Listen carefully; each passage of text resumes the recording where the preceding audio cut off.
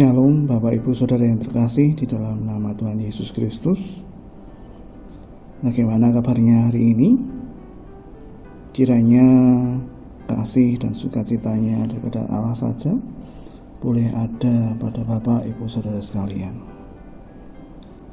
Mari sebelum kita mengawali hari ini segala aktivitas kita, mari kita bersama merenungkan sedikit firman Tuhan untuk kita mohon kuatan daripada Tuhan.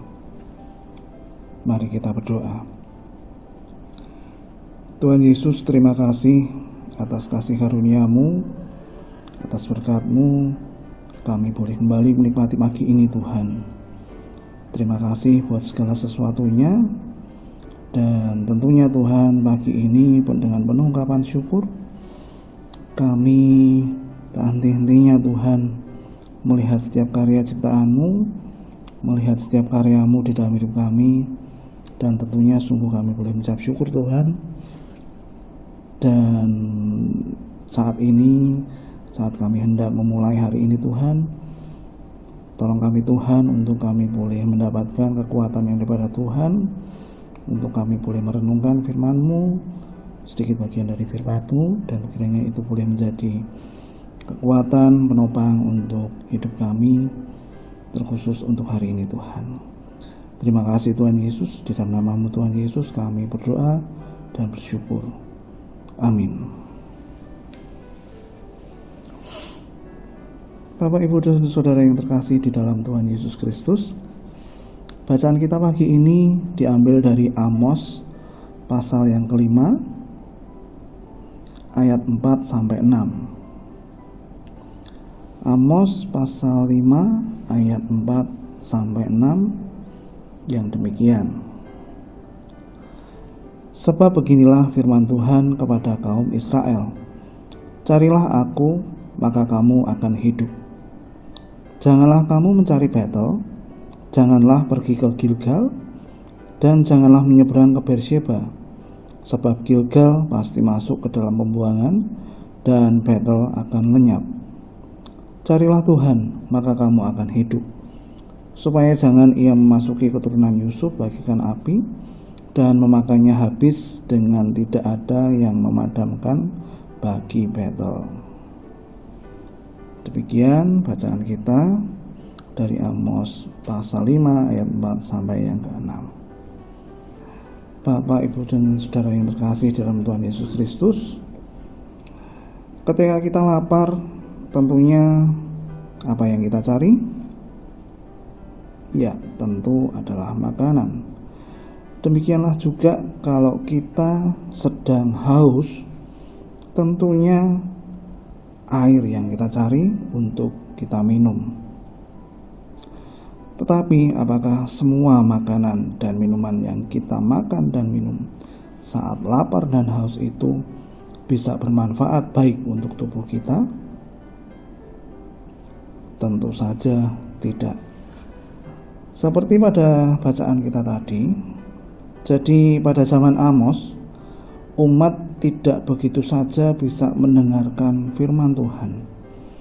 Mereka hanya bisa mendengarkan firman Tuhan melalui para nabi, ataupun saat Tuhan berkehendak berbicara langsung kepada mereka.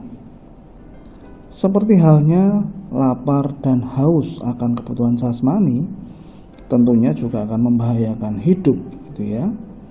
Nah, apalagi lapar dan haus akan firman juga itu membahayakan hidup umat. Tanpa asupan makanan dan minuman rohani, iman seseorang tidak akan bertumbuh, layu, dan bahkan mati.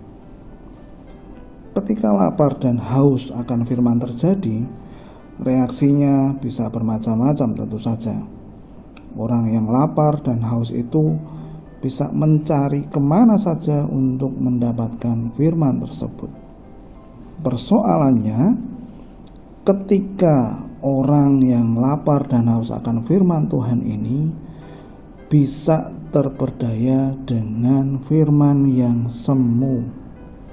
Nah, konteksnya pergumulan umat pada waktu itu terperdaya oleh firman yang semu itu, misalnya mereka datang tidak kepada Allah atau Tuhan sendiri, malah mencari dewa ataupun dewi yang saat itu mungkin mereka sembah. Mereka mencari di Gilgal, mereka mencari di Betel. Mereka malah meninggalkan Allah Israel dan ikut apa saja keinginan dewa dan dewi tersebut hanya untuk mendapatkan firman yang semu. Semestinya mereka tetap setia menanti dan berharap bahwa firman Tuhannya itu yang mereka terima, karena itu yang pastinya akan mengenyangkan dan itu akan memuaskan mereka. Itu yang terjadi pada zaman Amos. Nah, bagaimana di zaman sekarang ini? Orang mungkin bisa saja merasa tidak butuh firman Tuhan. Orang bisa saja dia merasa bahwa tanpa firman Tuhan aku juga tetap hidup kok. Tanpa aku mendengarkan firman Tuhan, hidupku juga akan bisa kok. Ataupun seseorang terjebak juga dalam firman yang semu tadi, menganggap perkataan, quotes, pandangan orang lain itu dianggap sebagai kebenaran, dan itu hanya untuk memuaskan telinganya sendiri, matanya sendiri, untuk kepuasan dirinya sendiri. Bahkan kadang cocok logi itu yang berlaku.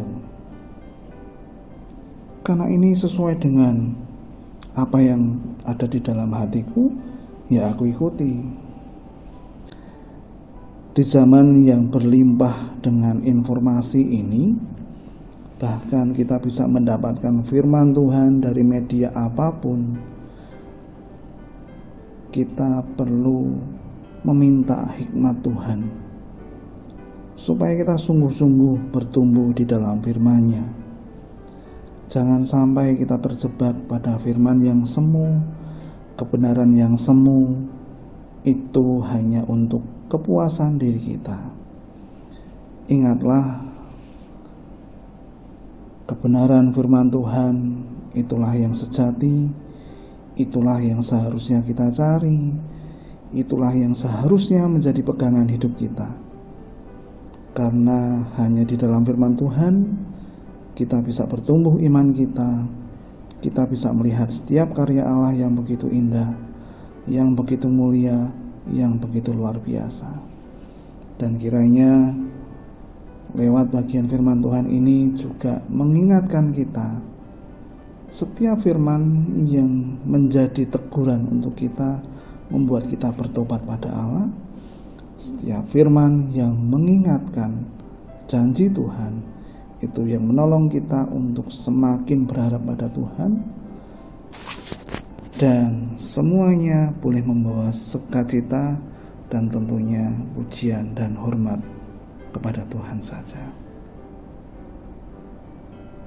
Tuhan Yesus memberkati. Mari kita tutup di dalam doa.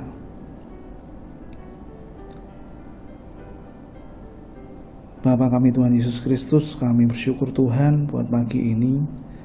Kiranya renungan yang singkat boleh menolong kami, mengingatkan kami Tuhan, untuk kami mencari kebenaran yang sejati, yang itu adalah firman Tuhan saja. Kami boleh mengingat, kami boleh memegangnya, dan itu yang boleh menolong kami di kehidupan kami masing-masing untuk menjalani sepanjang hidup kami bersama dengan firman Tuhan. Karena kami percaya dengan firman-Mu kami boleh bertumbuh, dengan melihat firman-Mu, mengerjakan firman-Mu, kami boleh merasakan kasih penyertaan Tuhan di dalam hidup kami. Terima kasih Tuhan, kami menyerahkan aktivitas kami sepanjang hari ini, dan hanya di dalam nama Tuhan kami Yesus Kristus kami boleh berdoa dan bersyukur. Amin.